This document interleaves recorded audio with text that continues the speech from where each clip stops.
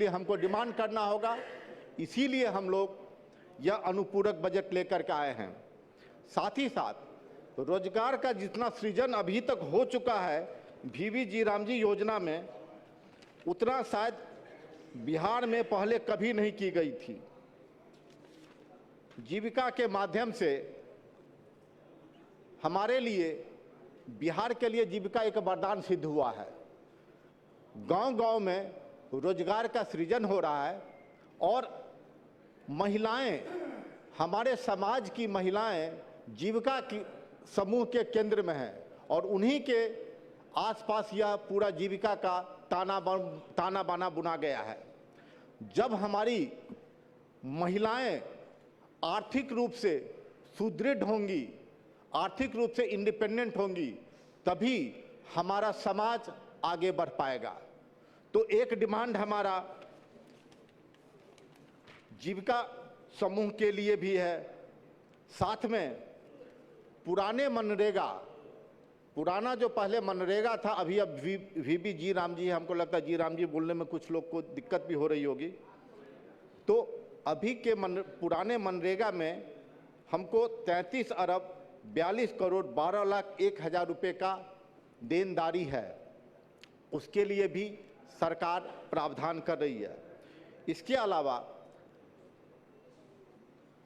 स्वच्छ भारत मिशन ग्रामीण के अंतर्गत 2 अरब 45 करोड़ 32 लाख 49 हज़ार रुपये का डिमांड किया गया है। प्रधानमंत्री आवास योजना ग्रामीण के तहत 1 अरब 49 करोड़ रुपये का डिमांड किया गया है। BRTP यानी बिहार ग्रामीण परिवर्तन योजना के तहत 3 अरब रुपये टोकन मनी के रूप में, जो पुराना इंदिरा आवास योजना था पहले, जो अब प्रधानमंत्री आवास योजना हो गया, उसके तहत 1 लाख रुपये और स्थापना एवं प्रतिबद्ध व्यय के लिए 831 लाख रुपये का डिमांड किया गया है। अर्थात कुल मिलाकर के 136 अरब 82 करोड़ 63 लाख 96 हज़ार रुपये का स्वीकृति के लिए डिमांड किया गया है। साथ ही साथ हमारे विपक्ष के तरफ से इसमें कुछ कटौती की गई है। मैं कटौती का विरोध करता हूं और सरकार का जो डिमांड है उसका मैं समर्थन करता हूं। महोदय, बिहार में 1 जुलाई से वीबी जी रामजी योजना लागू की गई। इस योजना में बहुत कुछ ऐसा प्रावधान किया गया जिससे हर स्टेट के ऊपर वित्तीय रिस्पॉन्सिबिलिटी आए। जो सबसे पहला किया गया कि 60-40 के रेशियो में स्टेट, सेंटर और स्टेट किया जाए। जब स्टेट गवर्नमेंट 40% हिस्सेदारी करेगी योजना में, तो स्टेट गवर्नमेंट का हमेशा यह देखना होगा कि क्या हमारी राशि सही ढंग से स्पेंड हो रही है कि नहीं। तो इसमें प्रावधान किया गया। नंबर ऑफ डेज, जितना दिन का पहले कार्ड धारकों को काम देने का योजना था, उससे ज़्यादा इसको किया गया, 125 दिन किया गया ग्रामीण क्षेत्रों में। और साथ ही साथ हमारे यहाँ पर जितने भी इंफ्रास्ट्रक्चर क्रिएट हो रहे थे पुराने वाले मनरेगा से, अब वो वीबी जी रामजी में उसको और सुदृढ़ किया गया। एक बस एग्जाम्पल कहना चाहूँगा महोदय, हमारे यहाँ जो पहले योजनाएं चल रही थी उसमें नाले का प्रावधान कुछ जगह पर था, लेकिन गांव के क्षेत्र में कई जगह पर नाले बनाए गए थे। एक एंड से दूसरे एंड तक नाला बनाया गया। नाला का निकासी कहाँ होगा किसी को पता नहीं था। हम सब लोग अपने अपने क्षेत्रों में कुछ नाला ऐसा देखे होंगे जिसमें नाला न बन करके वो अपना एक बड़ा सा लंबा सा टैंक बन गया। अभी जो वीबी जी रामजी योजना आई है, इसमें प्रावधान किया गया है नाला तब तक नहीं बनेगा जब तक उसका एंड पॉइंट नहीं होगा। यह योजना अच्छी है या खराब है, ये हम सब लोग समझ सकते हैं। पानी कहाँ निकलेगा, एक इंटीग्रेटेड योजना। अभी जो वीबी रामजी के तहत जितना भी कार्य होना है, सब एक इंटीग्रेटेड योजना के तहत होना है। स्टैंड एलोन न ही रोड बनेगा, न ही स्टैंड एलोन नाला बनेगा और न ही इस तरह का कोई और दूसरा काम होगा। महोदय, हमारा एक विभाग को सुझाव भी था, आजकल जब से पक्की सड़क बननी शुरू हो गई है, गांवों में सीमेंटेड सड़क बनना शुरू हो गया है, तब से गांव में हम लोग देखते हैं जल जमाव की समस्याएं लगभग हर गांव में उत्पन्न हो गई है। रोड का नहीं कोई प्रॉपर ग्रेडियंट होता है, क्योंकि ग्रामीण सड़क है, उसका नहीं कोई प्रॉपर ग्रेडियंट होता है, और पानी निकासी की व्यवस्था नहीं है। तो थोड़ा खर्च विभाग के द्वारा हर गांव में नाले के ऊपर अगर किया जाएगा तो गांव में ग्रामीणों का जीवन स्तर और भी अच्छा हो जाएगा, साथ में बीमारी भी थोड़ी कम होगी। इसके लिए सीमेंटेड ब्लॉक्स, अगर हम लोग रोड ढालने के बदले अगर हम लोग सीमेंटेड ब्लॉक्स बनाते हैं तो पानी का सीपेज ग्राउंड वाटर में होगा और साथ ही साथ हमारा ग्राउंड वाटर रिचार्ज भी हो जाएगा। महोदय, एक और मसला है। 1 मिनट का वक्त है आपके पास में, 1 मिनट। मैं बता रहा हूं, एक और मसला है रूरल इंफ्रास्ट्रक्चर क्रिएट करने का। कुछ भवन, कुछ ऐसे गांव हैं जिनके पास एक भी भवन नहीं है और कुछ ऐसे भी गांव हैं जिनके पास बहुत सारे भवन हैं। महोदय, अभी सरकार की एक योजना आई है कि हर गांव में हर पंचायत में एक विवाह भवन बनाने का। हमारा सरकार को एक सुझाव रहेगा, माननीय मंत्री महोदय हैं, कि इस योजना को एक्सटेंड करके हर गांव जिसमें 200 या ज़्यादा परिवार रहते हैं उस गांव में एक विवाह भवन या एक सामुदायिक भवन या किसी तरह का एक सोशल इंफ्रास्ट्रक्चर क्रिएट हो, जहां पर कि गांव के लोग बैठ सके, उनके आप बैठ जाएं, माननीय सदस्य साहब का गांव के लोग बैठ सके और उनका कार्य आप आसन ग्रहण करें।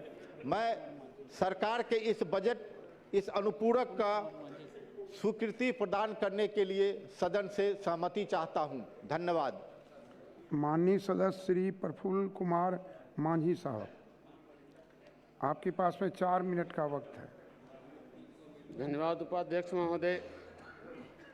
अभी प्रथम अनुपूरक बजट की बातें हो रही हैं, हम उसका समर्थन करते हैं और अपनी बात कहते हैं कि ग्रामीण विकास योजना से गांव में आवास योजना का लाभ लोगों को दिया जाता है। आवास योजना का लाभ जो मजलूम लोग हैं, मजदूर लोग हैं, उनको दिया जाता है और उनके पास आवास बनाने की भूमि नहीं है।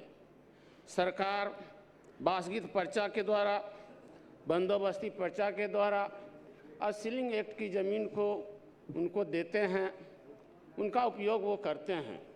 सरकार की योजना अच्छी है, पहल अच्छी है, अभी भी चल रही है, लेकिन उसमें मेरा कहना है कि जितनी भी ज़मीन सरकार के द्वारा दी जाती है, बासगीत पर्चा के द्वारा, बंदोबस्त पर्चा के द्वारा, उस पर सरकार कब्जा दिलाने से महरूम हो जाती है। हम उसमें कहना चाहेंगे कि सरकार शिविर लगाकर वैसे लोगों को जिनको ज़मीन दिया गया है, अगर उनको ज़मीन दे दी जाए, शिविर लगाकर बांट दी जाए, तो हम लोग आवास योजना का लाभ उनको सही मायने में देंगे। दूसरी बात हम कहना चाहेंगे कि 2023 में जातीय जनगणना हुई। जातीय जनगणना में सभी जातियों की गणना हुई। कुछ वैसे उपजातियां थी जिनको जाति में मिलाकर एक कोड दिया गया। मुसहर भुइयां जाति है बिहार में, जो सबसे विपन्न है, आर्थिक रूप से कमज़ोर है, सामाजिक रूप से कमज़ोर है, राजनीतिक रूप से कमज़ोर है, साथ ही साथ वो शैक्षणिक रूप से भी कमज़ोर है, जिसके कारण वो अपनी बातों को बताने से महरूम हो जाता है। सरकार ने जो गिनती किया उसमें उसे 2 जाति में बांट कर रख दिया। वो भुइयां अलग कोड दे दिया गया, मुसहर का अलग कोड दिया गया। हम आपके माध्यम से उपाध्यक्ष महोदय सरकार से मांग करते हैं कि मुसहर भुइयां जाति को एक कोड दे करके एक क्रमांक में रखा जाए, ताकि सरकार की जो भी योजना है उसको अच्छी तरीके से मिलने का है वह मिलेगा। और इसी मुद्दे पर, इसी सवाल पर हम ये भी कहना चाहेंगे कि वो पानी से भी महरूम है।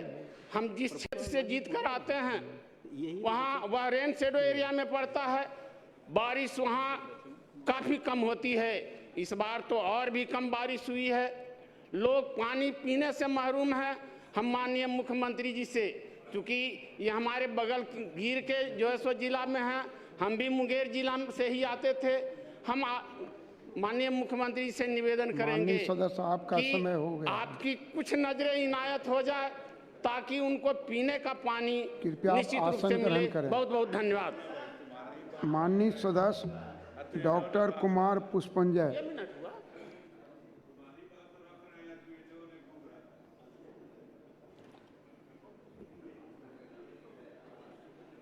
उपाध्यक्ष महोदय, मैं आपका हृदय से आभार व्यक्त करता हूं कि आपने मुझे अपनी बात रखने का अवसर दिया। हमारी पार्टी जनता दल यू के नेतृत्व एवं माननीय मुख्यमंत्री श्री सम्राट चौधरी जी के कुशल दिशा निर्देशन में मुझे आज वित्तीय वर्ष 26-27 के प्रथम अनुपूरक व्यय पर सरकार के पक्ष में बोलने का शुभ अवसर प्राप्त हुआ। उपाध्यक्ष महोदय, यह बिहार वासियों के लिए अत्यंत गर्व की बात है कि प्रदेश को निरंतर एक दूरदर्शी नेतृत्व प्राप्त हो रहा है। हमारे पूर्व मुख्यमंत्री आदरणीय नीतीश कुमार जी का विजन और उनका विकासवादी दृष्टिकोण बिहार के नवनिर्माण की मजबूत आधारशिला रहा है, जिसकी सराहना पूरे देश में हुई है। उसी विकास यात्रा को नई ऊर्जा के साथ आगे बढ़ाते हुए हमारे माननीय मुख्यमंत्री श्री सम्राट चौधरी जी के नेतृत्व में हमारी सरकार राज्य के चौमुखी विकास और जन कल्याण के लिए पूरी निष्ठा से समर्पित है। उपाध्यक्ष महोदय, राज्य सरकार द्वारा ग्रामीण विकास के क्षेत्र में किए जा रहे ऐतिहासिक, क्रांतिकारी एवं जन कल्याणकारी कार्यों के समर्थन में अपनी बात रखने जा रहा हूं। माननीय मुख्यमंत्री जी के नेतृत्व में न्याय के साथ विकास और सबका साथ सबका विकास के मूल मंत्र पर निरंतर आगे बढ़ रही है। राज्य का ग्रामीण विकास विभाग ग्रामीण बिहार की तस्वीर और तकदीर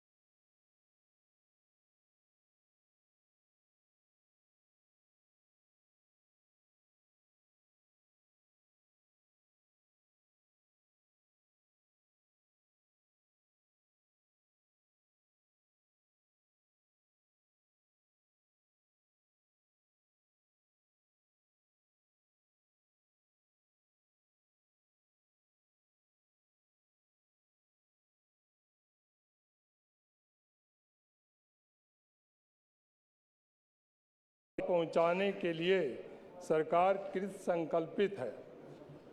महोदय, सरकार बातें कम और काम ज़्यादा करने में विश्वास रखती है।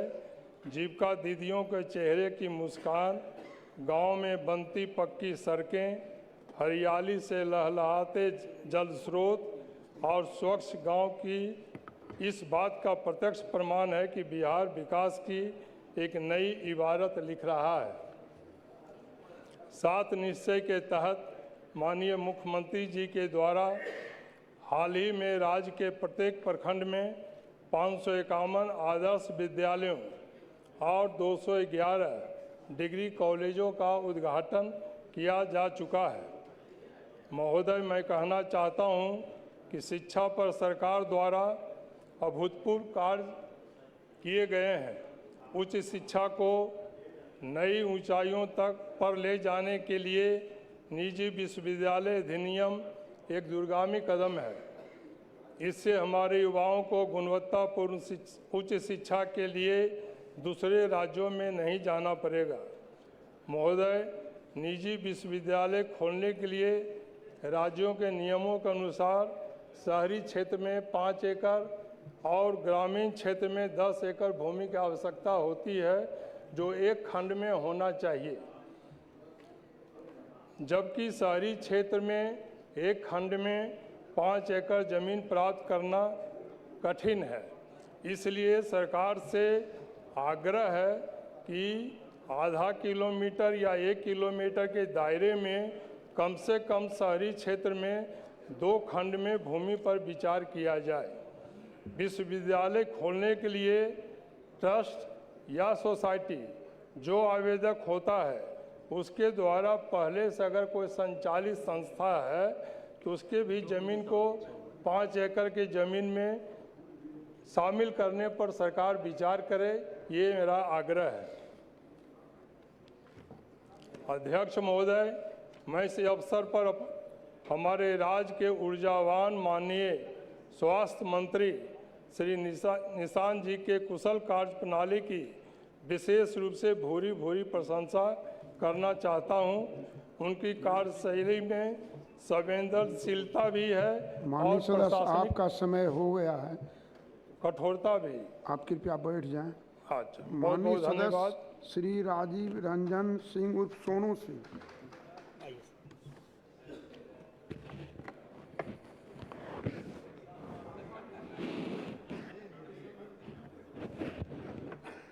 बदल गया। माननीय अध्यक्ष महोदय, मैं इस सदन में वित्तीय वर्ष 2027 के प्रथम अनुपूरक व्यय विवरणी वाद विवाद में सरकार के पक्ष में बोलने के लिए खड़ा हूं। मैं आसन को अपनी तरफ से आभार व्यक्त करता हूं और अपने माननीय मुख्यमंत्री जी का भी आभार व्यक्त करता हूं, अपने पार्टी के नेता राजू तिवारी जी और उपनेता प्रकाश चंद्रा जी का भी हमें समय देने के लिए आभार व्यक्त करता हूं। आज ग्रामीण विकास विभाग के अवसर पर बोलने के लिए मौका मिला। मैं माननीय मुख्यमंत्री जी के नेतृत्व में बिहार विकसित हो रहा है, इसमें मैं माननीय मुख्यमंत्री जी और अपने नेता ग्रामीण विकास मंत्री श्रवण कुमार जी का अपने पार्टी लोक जनशक्ति पार्टी रामविलास पासवान जी की तरफ से ढेर सारी बधाई शुभकामनाएं देता हूं कि मैं मेरे राष्ट्रीय अध्यक्ष माननीय चिराग पासवान जी का जो सोच को भी हमारी बिहार की धरती पर उतारने का काम हमारे माननीय मुख्यमंत्री सम्राट जी कर रहे हैं, इसलिए पूरी लोक जनशक्ति पार्टी रामविलास की तरफ से हम लोग आभार व्यक्त करते हैं। जैसे कि ग्रामीण विकास में हमारी सरकार ने आजीविका दीदी पर निरंतर कार्य कर रही है। इससे हमारे क्षेत्र में महिलाओं का सशक्त, आत्मनिर्भर और उन्हें रोजगार का एक सृजन हुआ है। इससे हमारे क्षेत्र में निरंतर महिलाओं में एक हमारी सरकार के प्रति एक सोच आगे बढ़ी है, उनको एक रोजगार के रूप में और उन्हें और अपने घर परिवार को आगे बढ़ाने में निरंतर उन्हें आगे मौका मिला। इसलिए मैं और इसमें निरंतर हमारी सरकार विभिन्न ग्रामीण विकास में कार्य हो रहे हैं। VBG राम जी के तहत विभिन्न नदी, तालाब, आहर, पोखर, नल जल के माध्यम से निरंतर कार्य हो रहे हैं और विशेष हम हमारे क्षेत्र में विश्वविद्यालय, सरकारी कॉलेज और अभी आदर्श मॉडल स्कूल का भी उद्घाटन हुआ और हम लोग निरंतर देख रहे हैं कि पूर्व काल में हमारे यहाँ चरवाहा विद्यालय खुलता था, लेकिन आज हमारे माननीय मुख्यमंत्री जी ने आदर्श विद्यालय खोलने का काम किया, जिन्होंने आज उन्होंने निफ्ट के माध्यम से हमारे बच्चों में एक प्रेरणा है कि आप 12 बजे रात्रि में भी अगर आपको कोई चीज़ तैयारियां करनी हो तो नेट के माध्यम से, ऐप के माध्यम से आप तैयारी कर सकते हैं। ये हमारी सरकार निरंतर कार्य कर रही है।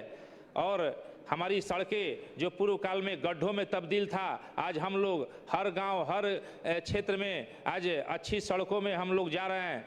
विशेष आज मुख्यमंत्री जी युवा रोजगार और के तहत उद्योग में निरंतर हमारी सरकार कट्टरबद्ध है। मैं चाहूँगा, मैं डेहरी डालमिया नगर एक औद्योगिक नगरी से आता हूँ जो सोन तट पर अवस्थित बाबा झारखंडी मंदिर के प्रांगण में है, तो हम भी चाहेंगे वहाँ उद्योग की धरती रही है, उस पर भी थोड़ा ध्यान दिया जाए, उसे पर्यटक क्षेत्र में बढ़ावा दिया जाए और ग्रामीण कार्य विकास में भी उन्हें बढ़ाया जाए। विशेषकर वहाँ हमारे यहाँ कोढ़ीगोला प्रखंड में एक महिला महाविद्यालय बनाया जाए, जहाँ लड़कियों को निरंतर पढ़ाई में, शिक्षा में वहाँ जाने में उन्हें तकलीफ होती है।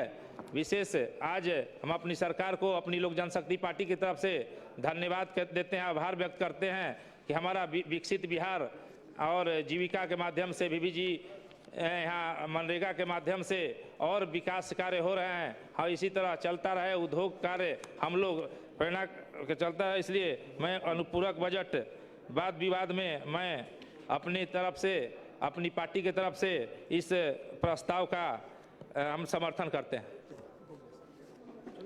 माननीय सदस्यगण, अब सरकार का उत्तर होगा। माननीय मंत्री ग्रामीण विकास विभाग।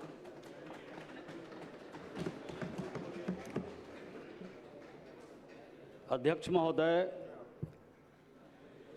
आज ग्रामीण विकास विभाग के प्रथम अनुपूरक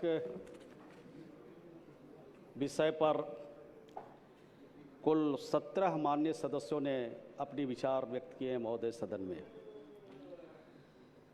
कुछ माननीय सदस्यों ने ग्रामीण विकास के बारे में कुछ सुझाव दिया और कुछ माननीय सदस्यों ने इधर उधर की बात करके अपना समय को समाप्त कर लिया महोदय। जिन माननीय सदस्यों ने ग्रामीण विकास की योजनाओं और ग्रामीण विकास के द्वारा संचालित योजनाओं के संचालन के लिए सुझाव दिया है महोदय, उस पर ग्रामीण विकास विभाग पूरा अमल करेगा महोदय। महोदय, एक माननीय सदस्य अभी नहीं है सदन में, अख्तरुल इमाम साहब, ये जनवरी 2025 में इनके प्रखंड अंचल कार्यालय की स्वीकृति ग्रामीण विकास विभाग से मिली है महोदय। जनवरी से लेकर महोदय अभी तक इनको मालूम नहीं है इस प्रक्रिया के बारे में महोदय, और कह रहे हैं सदन में कि जब प्रखंड कार्यालय हमारा स्वीकृत नहीं करते हैं तो हम पैसा कैसे इनको बढ़ाएं। अब इनको रहना चाहिए था, पैसा बढ़ाने के लिए कटौती कर रहे हैं महोदय, तो कटौती तो इनको नहीं करना चाहिए। दूसरे हमारे माननीय सदस्य विपक्ष के आ गए, ये तो अब नहीं आते तो ये दोनों प्रखंड का जो आदेश निकाला था महोदय उसको वापस लेने वाले थे महोदय। ग्रामीण विकास विभाग बहुत महत्वपूर्ण विभाग है महोदय, और खास करके गांव के गरीबों का बड़ा भरोसा है और विश्वास है महोदय। अगर किसी के घर में आग लग जाता है महोदय तो सीओ को तलाशने नहीं जाता है, वो सीधे बीडीओ के पास आवेदन लेके जाता है। तो आप सोच सकते हैं कि गांव के सबसे नीचे रहने वाला व्यक्ति के घर में अगर कोई आग लग जाए, कोई नुकसान हो जाए, तो सीधा बीडीओ के पास आवेदन लेके जाता है। तो आप सोच सकते हैं कितना बड़ा भरोसा है। जब हम गरीबों की योजना के लिए पैसा मांगते हैं महोदय तो माननीय विपक्ष के सदस्य कटौती लाते हैं। अब हम मांग रहे हैं पैसा वीवी जी राम योजना के अंतर्गत, जो हमारा कार्य आगे चलेगा महोदय, उसके लिए हम पैसा मांगते हैं तो ये कटौती करते हैं। मनरेगा में पैसा जो मटेरियल का बकाया रह गया है महोदय, उसके लिए जब पैसा मांगते हैं तो एक कटौती लाते हैं। हम NRLM जो जीविका को आगे बढ़ाने के लिए पैसा भारत सरकार देती है महोदय, उसके लिए जब पैसा मांगते हैं तो ये कटौती की बात करते हैं। हम प्रधानमंत्री आवास और ज़्यादा चिंता हमारे अरुण बाबू, अजय बाबू ये करते रहते हैं गरीबों के लिए, इनको गरीबों की आवास नहीं मिल रहा है। तो जब इनको हम आवास देने के लिए पैसा मांगते हैं तो आप कटौती लाते हैं। आपको तो प्रसन्नता होनी चाहिए, खुशी होनी चाहिए, लेकिन हमको खुशी नहीं होती है, सिर्फ आलोचना में अपना समय व्यतीत कर देते हैं। आलोचना करिए, आलोचना से हम लोग भागने वाले नहीं हैं।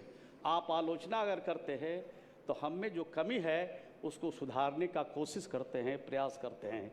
आपकी आलोचना से हमको संबल मिलता है, हमको मजबूती मिलता है, ये हमेशा हम लोग इस बात को मानते हैं। अब ये दूसरा तीसरा और भी जो योजना है महोदय, उसके लिए जब पैसा मांगते हैं तो ये कहते हैं कटौती कर लेंगे। तो जब आप कटौती करिएगा तो राज्य का विकास कैसे हो सकता है, राज्य की तरक्की कैसे हो सकता है? तो राज्य की तरक्की के लिए आप सरकार को सहयोग कीजिए।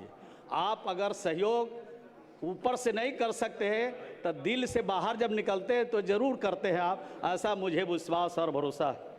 VVG राम जी योजना, विकसित भारत गारंटी फॉर रोजगार और आजीविका मिशन ग्रामीण अधिनियम 2025, जिसे सामान्यतः VVG राम योजना कहा जाता है, इसमें जो योजनाएं लेनी है महोदय, ये बहुत प्राथमिकता तय किया है सरकार ने। इस योजना इसमें जल सुरक्षा, ग्रामीण अवसंरचना, आजीविका, जलवायु लचीलापन और केंद्रित कार्य सुनिश्चित करना तथा क्षेत्र के विकास, ग्राम पंचायत योजनाओं के माध्यम से टिकाऊ विकास सुनिश्चित करने के लिए इसे में शामिल किया गया महोदय। और ख़ास तौर पर इसमें श्रमिकों को 125 दिन, पहले 100 दिन काम मिलता था साल में, अब 125 दिन काम देने के लिए सरकार ने निर्धारित किया है। और जब कृषि कार्य हमारे किसान करेंगे तो उस समय जब उनकी रोपनी का काम होगा, उनकी बुआई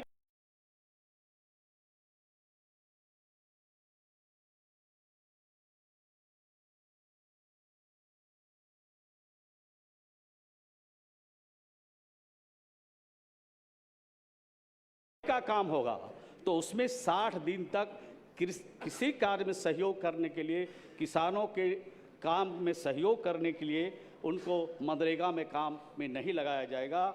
और इस प्रकार से और भी जो मौसम आधारित हमारी जो चीज़ें हैं और मौसम आधारित आपदा से निपटने के लिए भी विशेष तौर पर इसमें प्रावधान किया गया है। महोदय, मैं जीविका की तरफ आता हूं। हमारे माननीय सदस्यों ने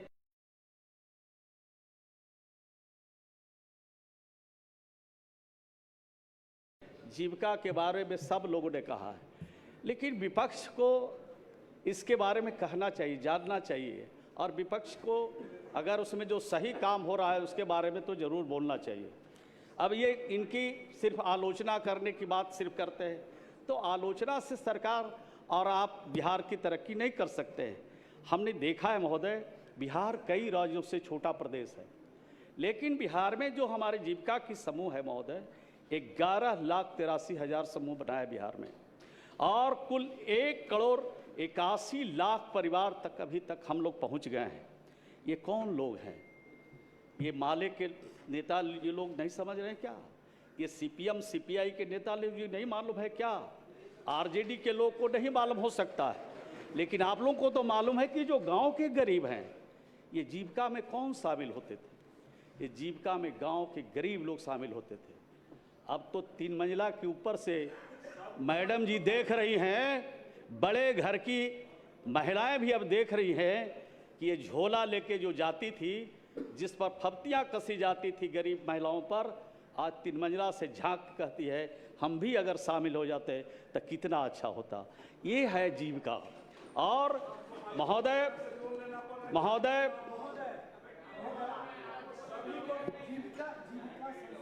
महोदय महोदय, आप तो आपके पार्टी को समय मिला, आपके पार्टी को समय मिला, इधर उधर की बात करते चले गए और आप अब आए हैं तो आप दूसरी बात कर रहे हैं। महोदय थोड़ा सुन लीजिए, हमारी बात पसंद नहीं आएगी। जब आप इधर आइएगा अरे भाई, तब आप हमारी लोग अपनी बात बातों पसंद को रख आएगी। दिया है। उधर रहने पर हमारी आपका बात समय पसंद नहीं समाप्त आएगी। हुआ, बात रख तो चुके हैं।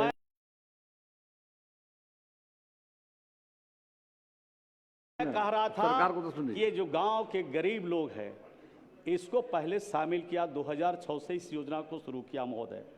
और स्वयं सहायता समूह में जो बचत खाता खोले गए हैं, उसमें 11,08,000 से भी ज़्यादा हमने बचत खाता खोला है। 73,053 करोड़ रुपये ऋण दिलाए गए हैं इनको बैंकों के माध्यम से रोजगार के लिए, और प्रशिक्षण देकर 6,459 ग्राहक सेवा केंद्र भी बनाया है। ये बैंकों में हमारे ग्राहक सेवा केंद्र में हमारा काम करते हैं महोदय। जीविका से जुड़ी दीदियों का बीमा भी हमने कराया है और बीमा के माध्यम से उनको सशक्त बनाया है। इसमें 91,11,000 से ज़्यादा जीविका की दीदियों का बीमा भी कराया है। उनकी दुर्घटना होने पर उनको हम सहायता कराते हैं महोदय। और वित्तीय वर्ष 2025-26 में सिर्फ हम बैंकों से इनको पैसा नहीं देते, हम राज्य सरकार के तरफ से प्रारंभिक पूंजी भी देते हैं, यानी उसको ICF बोलते हैं महोदय। 7,000 करोड़ 566,090 रुपया हमने प्राथमिक पूंजी उसको दिया है। और वित्तीय वर्ष 25-26 में RF में हमने 3,000 करोड़ 89,94,000 की राशि उनको हमने अनुदान के रूप में राज्य सरकार के तरफ से दिया है। तो आप सोच सकते हैं कि सिर्फ बैंकों से पैसा दिला करके कारोबार नहीं करते, सरकार का अनुदान दे करके भी उनके जीवन स्तर को ऊपर उठाने की दिशा में हमारी सरकार काम करती है। अब तक कुल जो अनुदान 2006 से अब तक 15,000 करोड़ रुपया आर्थिक सहायता दी गई है। ये राशि महिलाओं को सशक्त और आत्मनिर्भर बनाने की दिशा में ये काम हुआ है महोदय।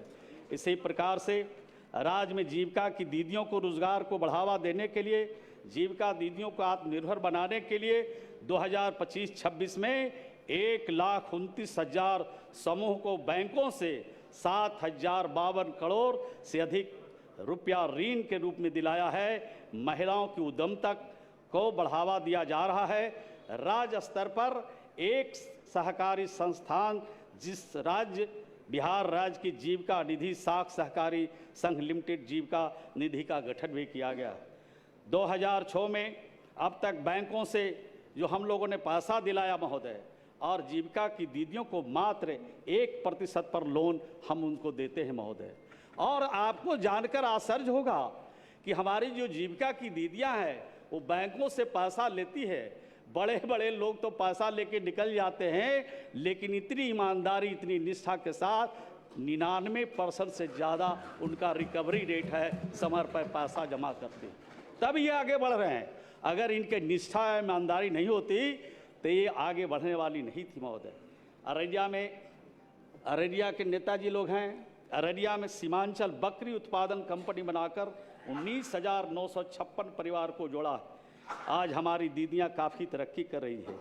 राज्य में अब तक 7,781 पशु सखी का प्रशिक्षण दिया है।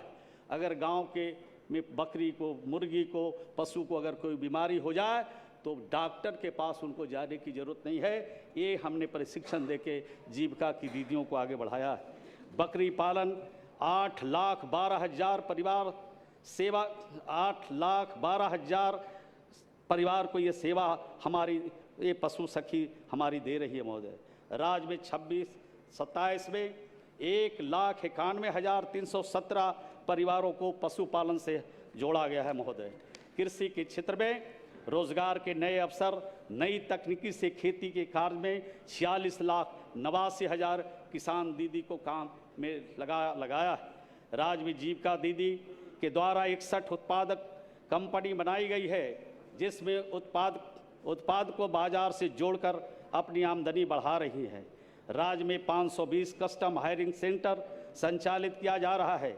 जीविका जैविक खेती को प्रोत्साहन देने के लिए 6,876 दीदी को जोड़ा गया है। 2025-26 में 3,31,000 से ज़्यादा दीदियों को किसानों को कृषि से संबंधित योजनाओं से जोड़ा गया और लगातार कार्य चल रहा है। 26-27 में लगभग 4,29,000 दीदी किसान को विभिन्न तरह के कृषि कार्य से जोड़ा गया है। 25-26 में 1,53,00,000 लीटर नीरा का भी हमने बिहार में उत्पादन किया है महोदय। अध्यक्ष महोदय, दीदी की रसोई निम्नलिखित संस्थाओं में चलाया जा रहा है। बिहार पुलिस प्रशिक्षण केंद्र में कैंटीन चल रही है।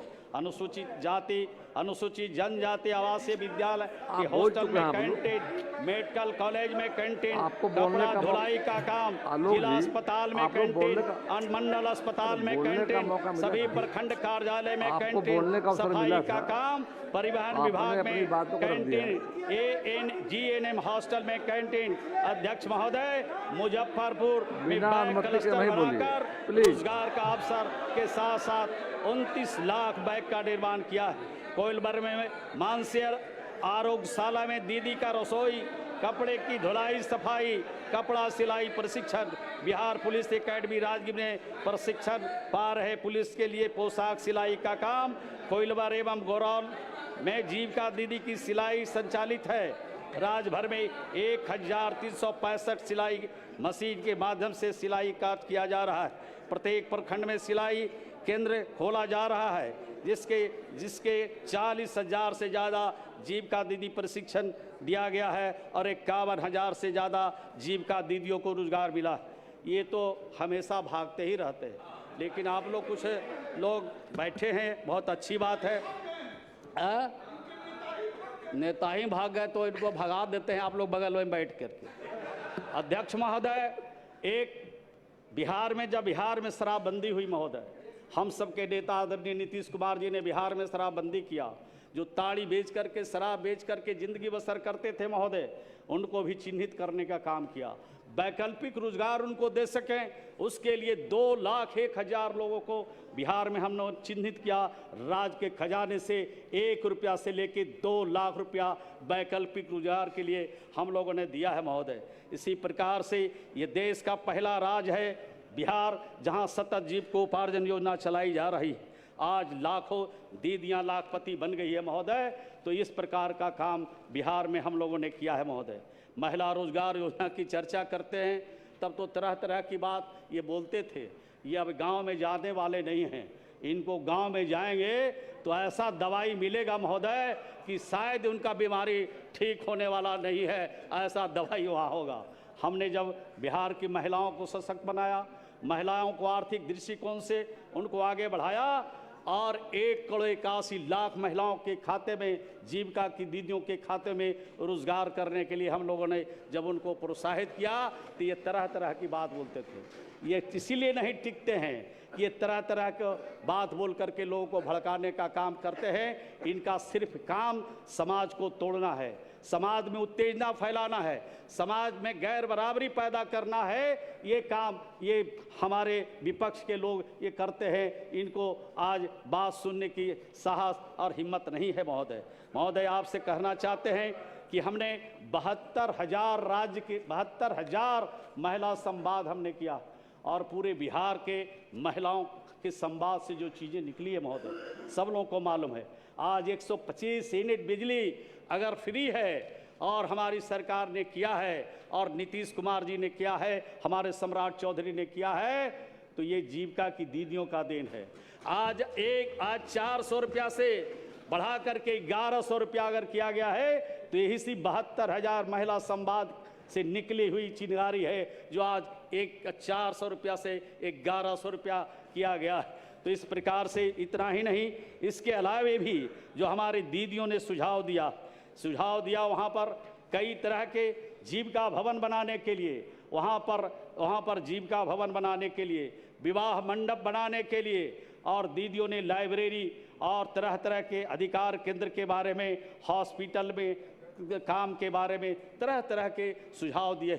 हमारी जो जीविका की दीदियां हैं वो अपनी चिंता सिर्फ नहीं करती है, सिर्फ परिवार की चिंता नहीं करती है, समाज की चिंता करती है कि समाज कैसे उठे, गांव के गरीब, शहर के गरीब कैसे उठे, इसकी चिंता हमारी जीविका की दीदियां करती है महोदय। आपको सदन को बताते हुए प्रसन्नता हो रही महोदय कि जीविका की दीदियां मधुमक्खी पालन कर आज जीविकोपार्जन कर रही है। इसमें 11,855 दीदियां लगी है और अब तक 4,340 मेट्रिक टन शहद का उत्पादन किया है महोदय। और ये जो हम जीविका के माध्यम से शहद का उत्पादन करते हैं महोदय, आज हमारी डाबर की जो कंपनी है उसको हम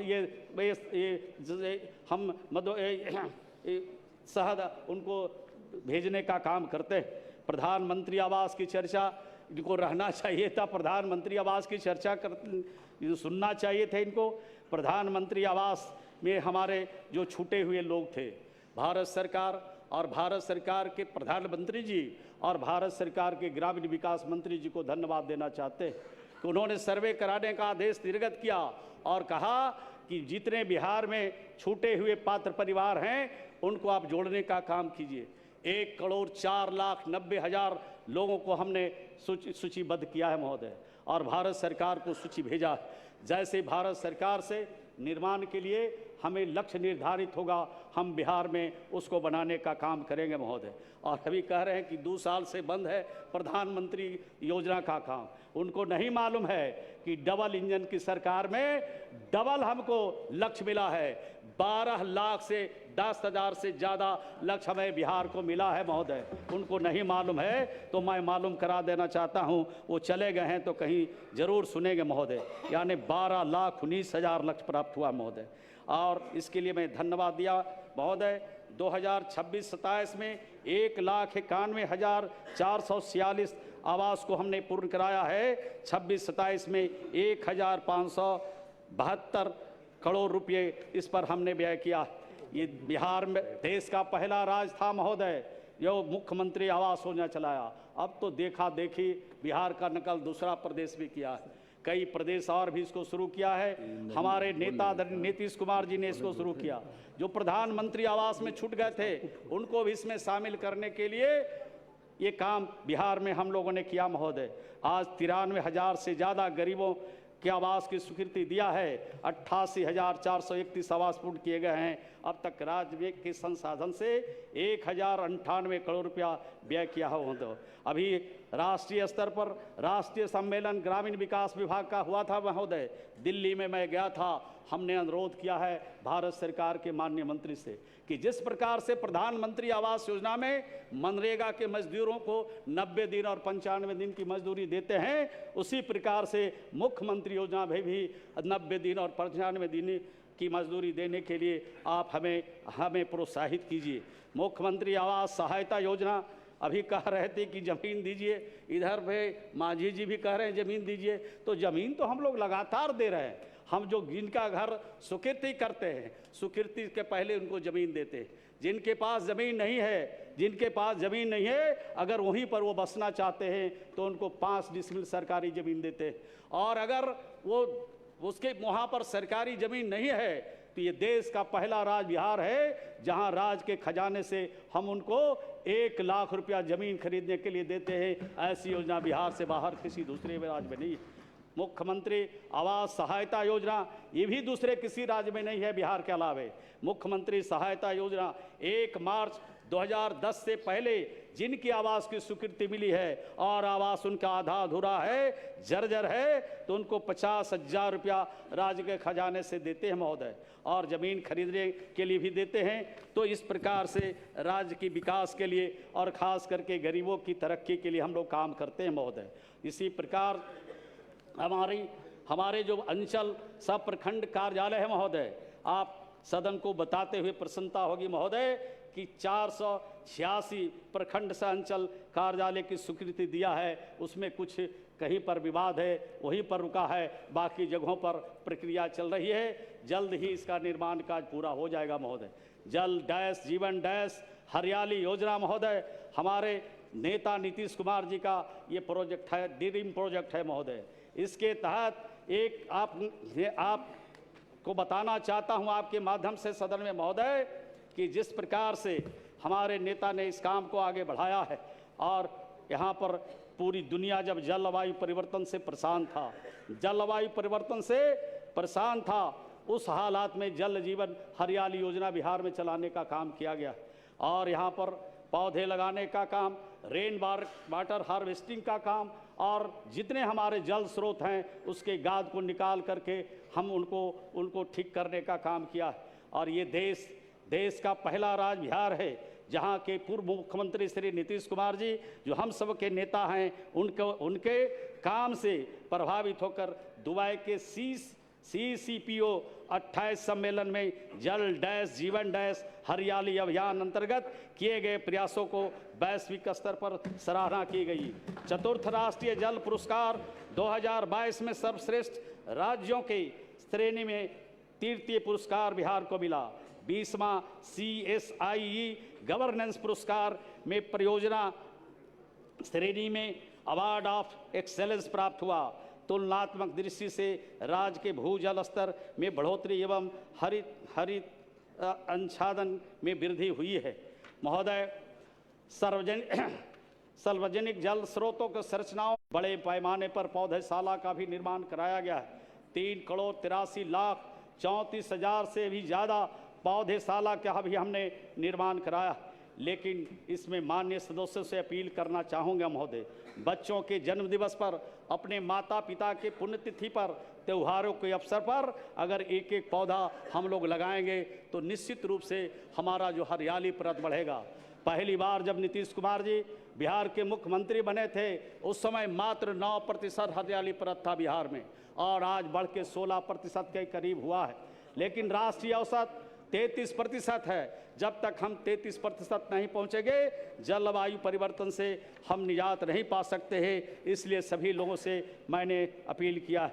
लोहिया स्वच्छ अभियान के बारे में प्रथम चरण में 1,22,00,000 हमने व्यक्तिगत शौचालय बनाया महोदय।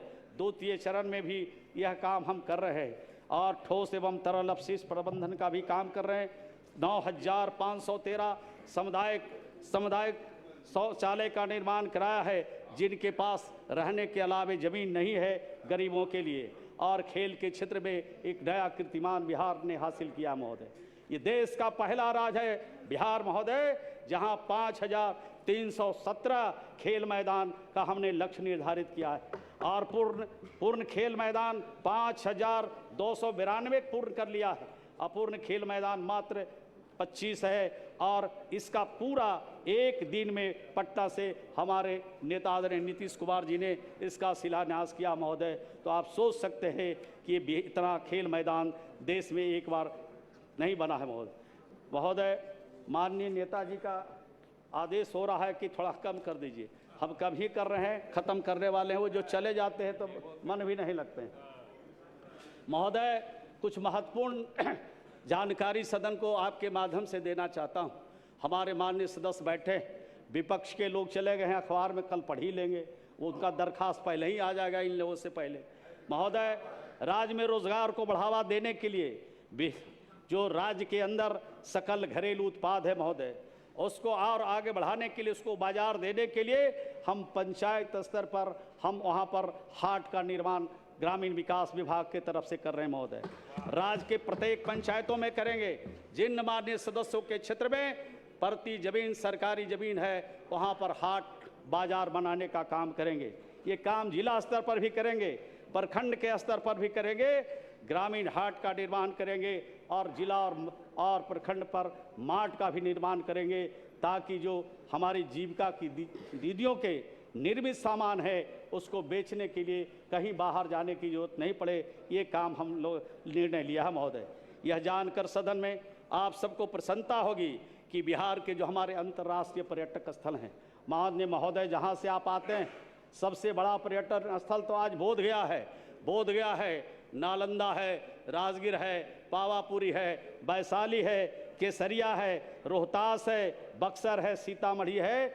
इन जगहों पर जो हमारे राष्ट्रीय स्तर अंतर्राष्ट्रीय स्तर के पर्यटक स्थल हैं, देशी और विदेशी पर्यटक आते हैं।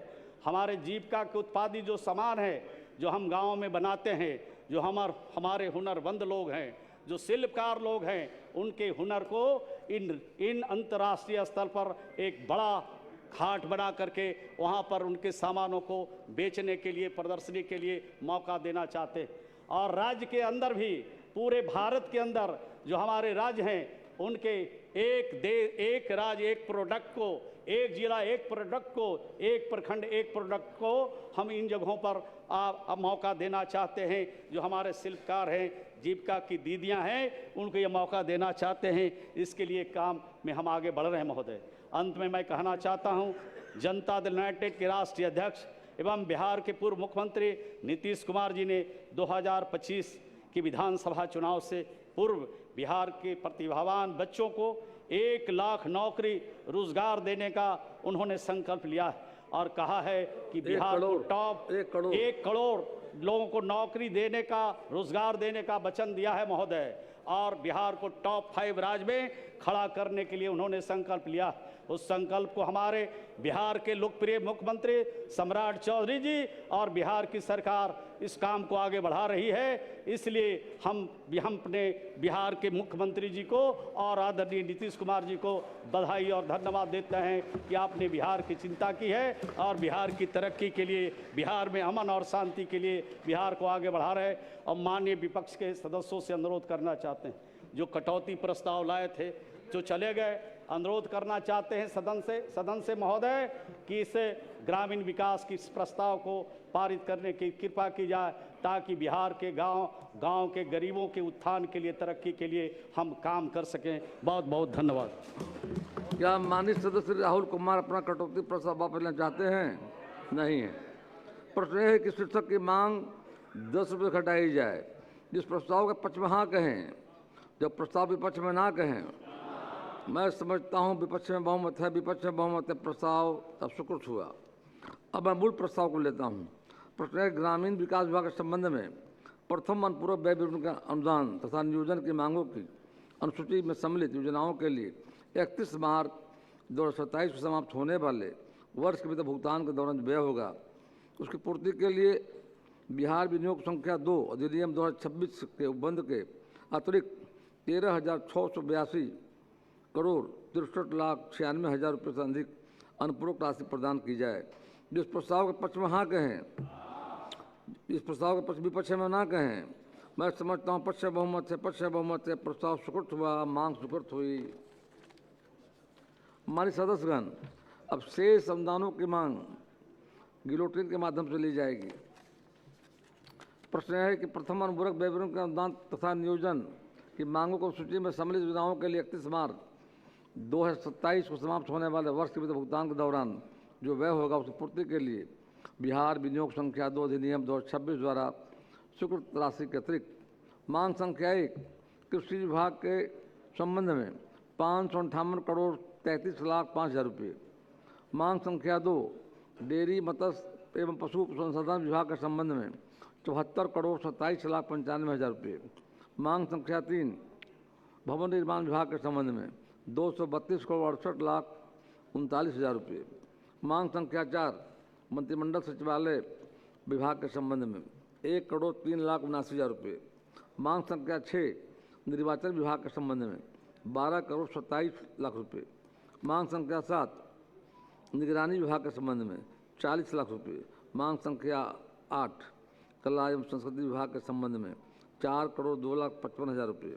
मांग संख्या 9 सहकारिता विभाग के संबंध में 2 करोड़ 97,20,000 रुपये। मांग संख्या 10 ऊर्जा विभाग के संबंध में 11,494 करोड़ 79,26,000 रुपये। मांग संख्या 11 पिछड़ा वर्ग एवं मध्य पिछड़ा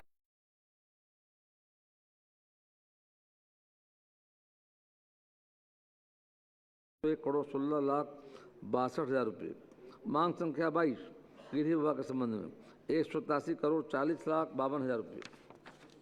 मांग संख्या 23 पथ निर्माण विभाग के संबंध में 3,665 करोड़ रुपये। मांग संख्या 43 विज्ञान प्राविधिकी एवं तकनीकी शिक्षा विभाग के संबंध में 49 करोड़ 98 लाख रुपये। मांग संख्या 44 अनुसूचित जाति अनुसूचित जनजाति कल्याण विभाग के संबंध में 864 करोड़ 60,23,000 रुपये। मांग संख्या 45 गन्ना उद्योग विभाग के संबंध में 92 करोड़ 5,82,000 रुपये।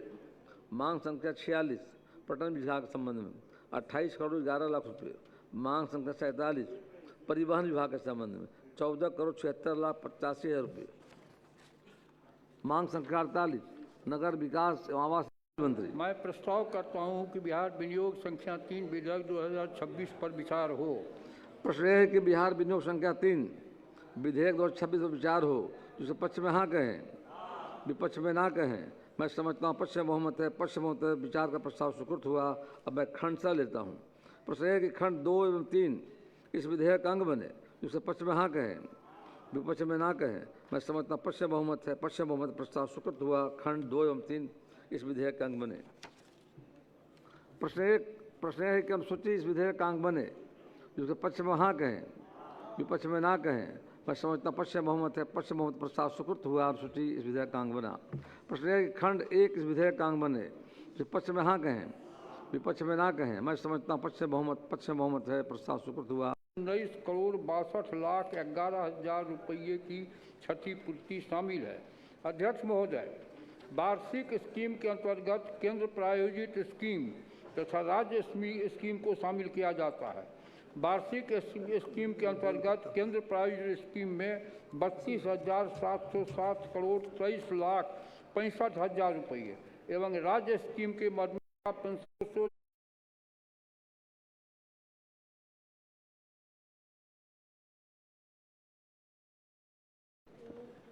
विभिन्न विभागों के वेतनादि है तो 747 करोड़ 98 लाख रुपये। पंचायती राज संस्थाओं को 15वें वित्त आयोग उत्पन्न करने की साजिश विरोधियों एवं वामपंथी कारगुजारी की निंदा करते हुए श्रीमान आज के लिए निर्धारित कार्यों के निष्पादन होने तक सदन की सहमति से बैठक को अवधि विस्तारित की जाती है। श्याम बाबू यादव जी। आसन के प्रति हम आभार प्रकट करते हैं कि हमारे पक्ष रखने का आपने समय दिया। महोदय, कल जो हमला हुआ, वह जो हमला जानलेवा हमला हुआ, वह जो हमलावर थे, जो हमला करने वाले थे, वो कहीं से छात्र नहीं थे। वह छात्र नहीं थे। जो हमलावर थे वह आपराधिक तत्व के लोग थे जो हमला किया। महोदय, मैं बताना चाहता हूं कि ऐसा हमला किया कि लाठी डंडा और जो है बड़े बड़े पत्थर से जो है सो हमला कर रहा था। महोदय, हमारे गार्ड जो सुरक्षा गार्ड होते हैं, उनका जो है सो जो है हथियार जो है छीनने का प्रयास किया। फिर हमारे साथ जो समर्थक बैठे थे, एक चंदन जी थे और उनके साथ थे, उनका जो है सो उनको मारपीट किया गया, उनको घायल किया गया। उनका निजी अस्पताल में उनका इलाज चल रहा है। महोदय, मैं कहना चाहूँगा कि अपने अध्यक्षता में कमिटी बनाकर सीसी कैमरा खोलकर पूरे घटना को दिखवाया जाए और जो है जितना भी नुकसान हुआ है जान माल और जितना संपत्ति का जो बिहार में नुकसान हुआ है उन पर कार्रवाई करते हुए दोषी के उनके जो है संपत्ति से इसका क्षतिपूर्ति किया जाए। महोदय, मैं क्या बताऊं कि जब हम पर हमला हुआ, वहां के जो दुकानदार थे वह हमको अपने दुकान में बैठाकर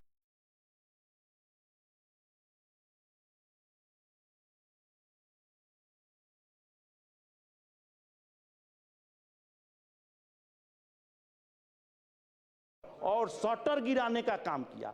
शटर गिराकर और हमलावर जो है सो आधा घंटा तक वहीं पर डटे रहे। जब हमने आईजी साहब को फोन किए तो उन्होंने फोन किया तो प्रशासन आया। उसके बाद भी 20 मिनट 25 मिनट तक वहां जो है सो जो हमला करने वाले थे वो डटे रहे और फिर जान मारने के नियत से डटे रहे। तो प्रशासन जो है सो शटर खुलवाकर हमको सुरक्षित स्थान पर पहुंचाने का काम किया। इसलिए अध्यक्ष जी, मैं कहना चाहूंगा, हमारे मुख्यमंत्री माननीय मुख्यमंत्री जी यहाँ पर उपस्थित हैं, मैं कहना चाहूंगा कि निश्चित रूप से जांच करवाए। माननीय मुख्यमंत्री बोलेंगे, बैठिए राकेश जी। अध्यक्ष महोदय, कल जिस प्रकार हम सभी शांतिपूर्वक मार्च कर रहे थे और कांग्रेस का झंडा लिए हुए कुछ उपद्रवी उनके कार्यकर्ता हमारे ऊपर पत्थरबाजी कर रहे थे, हम लोग तो शांतिपूर्वक मार्च कर रहे थे, पत्थर अलग अलग दिशा से हमारे ऊपर गिर रहे थे। हमने भी रोकने का प्रयास किया तो एक मेरा हाथ वहाँ चोटिल हुआ था और इसको डिफेंड कर रहे थे कि एक और पत्थर मेरे पैर में लगा जिससे मेरा घुटना भी चोटिल हो गया था। खैर, जो हुआ इसकी जितनी निंदा की जाए वो कम ही होगी। सरकार ने संज्ञान भी लिया है। आज हमारे यशस्वी मुख्यमंत्री जी यहाँ उपस्थित हैं, युवा मुख्यमंत्री जी उपस्थित हैं, और ये कहीं ना कहीं बिहार के युवाओं को भटकाकर गलत रास्ते पर ले जाने का प्रयास किया जा रहा है। हम माननीय मुख्यमंत्री जी से मेरा ये नम्र निवेदन रहेगा कि इस प्रकार में जो भी कार्रवाई हो, इसमें छात्रों के प्रति संवेदना रखते हुए, क्योंकि छात्रों को गलत रास्ते पे भटकाया जा रहा है और जो उपद्रवी है वो अपने मनसे को कहीं ना कहीं, जो उनका जो मनसा है बिहार के युवाओं को गलत रास्ते पर ले जाने का, उसको लागू करने का काम कर रहे हैं। तो जो कार्रवाई हो वो छात्रों के भड़काने वाले लोगों पर कार्रवाई हो। छात्रों का नाम एक बार अगर कहीं आ गया दस्तावेज में, सरकारी दस्तावेज में या FIR में, तो उनका भविष्य बिगड़ सकता है। तो मेरा आग्रह है कि छात्रों के भविष्य को ध्यान रखते हुए जो छात्रों को भड़काने का काम कर रहे हैं उनके खिलाफ सख्त से सख्त कार्रवाई हमारी सरकार करेगी। रोहित पांडे।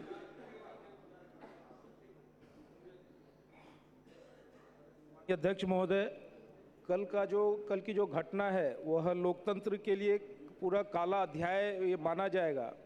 लोकतंत्र में सभी को अपने विषय को रखने का अधिकार है, लेकिन जिस प्रकार से कल अराजकता का माहौल फैलाने का काम किया गया है वह भी कांग्रेस और विपक्ष के द्वारा संपोषित होकर, यह बिल्कुल निंदनीय है। कल हम एक तो जिस प्रकार से सदाकत आश्रम के पास और वहाँ के जो कांग्रेस के प्रभारी हैं उनके रहते हुए जिस प्रकार से पत्थरबाजी किया जा रहा था, और उसके बाद फिर वहाँ से निकलने के बाद हम जब इनकम टैक्स गोलंबर आए और वहाँ से हाई कोर्ट की तरफ जो मुड़ रहे थे, तो वहाँ पर जिस प्रकार से उस जगह कहीं भी जो है ईटा रोड़ा या पत्थर नहीं मिलता है, और यह जो छात्र को बदनाम करने का काम विपक्ष कर रही है, विपक्ष को माफ़ी मांगना चाहिए इस बिहार के छात्रों से कि उसको भी इन्होंने शर्मसार और बदनाम करने का काम किया है। हमारा कुछ छात्रों से संवाद भी हुआ है, बातचीत भी हुआ है। जिस प्रकार से जो वहाँ पत्थरबाज जो इकट्ठे किए गए हैं वह कोई छात्र नहीं थे, सुनियोजित तरीके से कुछ असामाजिक लोगों को इकट्ठा करके और अराजकता फैलाने के लिए यह कार्रवाई की गई है। तो निश्चित रूप से इस पर जो है गहन जांच करके और दोषी लोगों पर कार्रवाई होनी चाहिए। विनय बिहारी जी। हमारी गाड़ी और हमारी गाड़ी के पीछे श्याम बाबू जी की गाड़ी थी, और जो भीड़ आ रही थी उसके नेतृत्व करता थे माले नेता संदीप सौरभ। मैंने उनको देखा है। तो मैं ये कहना चाहता हूं कि संदीप सौरभ जी का मोबाइल ट्रैक किया जाए। सरकार के संज्ञान में है नहीं, उनका मोबाइल जी मैं यही कहूंगा। हम लोग दो आदमी बड़ी भागे से बचे, अपने मुकद्दर से बचे हैं।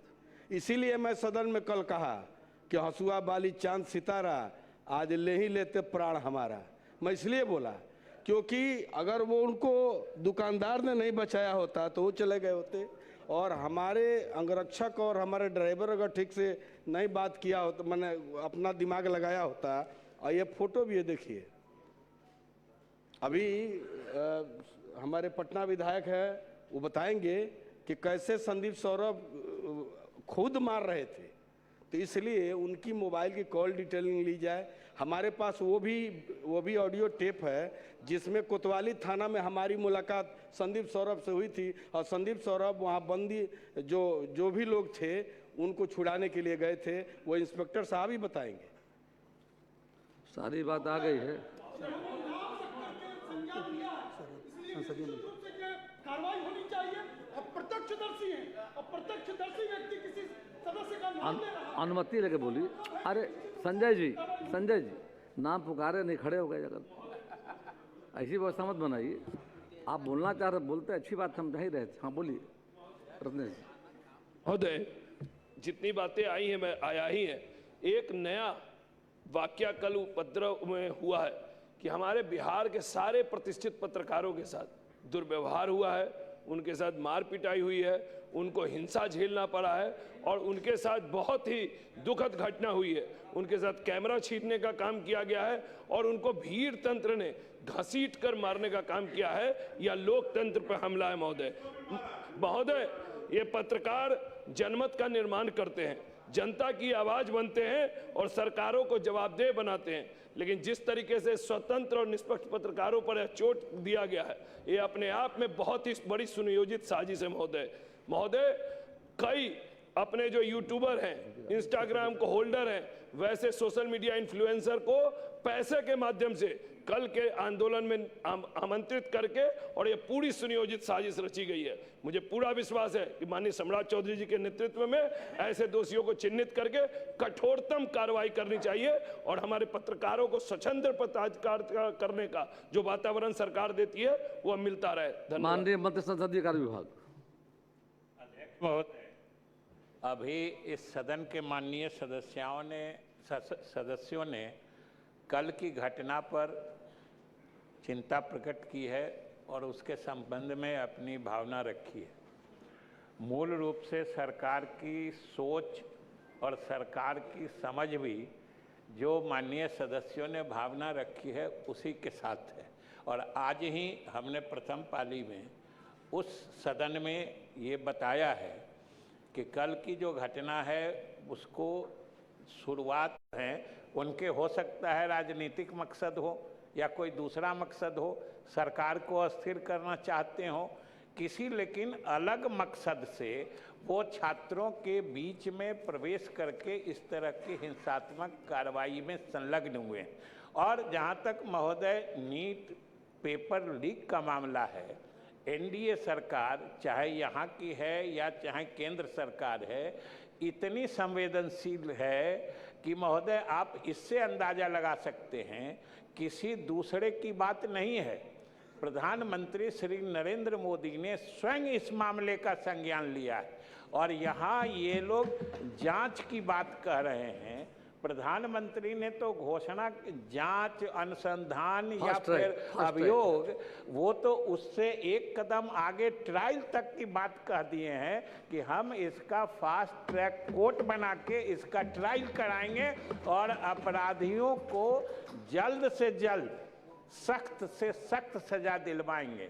इसलिए महोदय हम छात्रों की जो भावनाएं नीट पेपर लीक से आहत हुई हैं, हमारी सरकार यहाँ से लेके दिल्ली तक की सरकार पूरी तरह संवेदनशील है। हमारी सोच है कि ये पेपर लीक का मामला दुखद है। और महोदय हम बिहार सरकार की संवेदनशीलता भी बताना चाहते हैं कि कल ही जो आपने अपराध नियंत्रण अधिनियम में संशोधन पारित किया है, कल इस सदन ने पारित किया था, आज उस सदन ने पारित किया है। पहली दफ़ा ये पेपर लीक मामला जो अपराधों की परिभाषा थी उसमें अच्छी तरह से परिभाषित नहीं थी, इसलिए उन पर आपराधिक कृत्य के लिए कार्रवाई करने में दिक्कत होती थी। हम लोगों ने कल ही संशोधन करके आज उस सदन से भी अधिनियम पारित हो गया है। अब पेपर लीक मामले को हम लोग संगठित अपराध, जो ज़्यादा जघन्य अपराध होता है, उसकी श्रेणी में लाए हैं, जिससे इससे जुड़े जो अपराधी होंगे हम लोग उनके विरुद्ध और ज़्यादा सख्त कार्रवाई कर सकेंगे महोदय।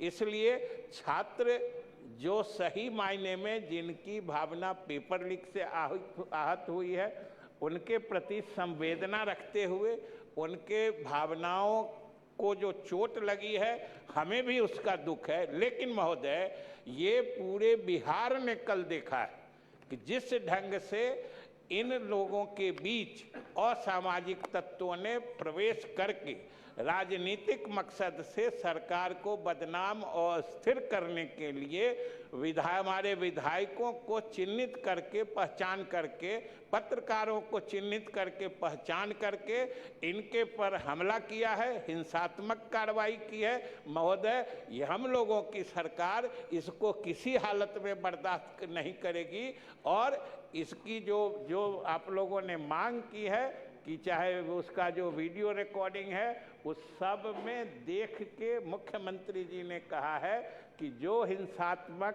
प्रवृत्ति में अकारण लिप्त पाए जाएंगे, चिन्हित किए जाएंगे, सरकार उनके विरुद्ध कार्रवाई करेगी। हम आपके माध्यम से सदन को आश्वस्त करना चाहते हैं। माननीय मुख्यमंत्री जी, अब सभा की बैठक शुक्रवार दिनांक 24 जुलाई 2026 को 11 बजे पूर्वाह्न तक स्थगित की जाती है।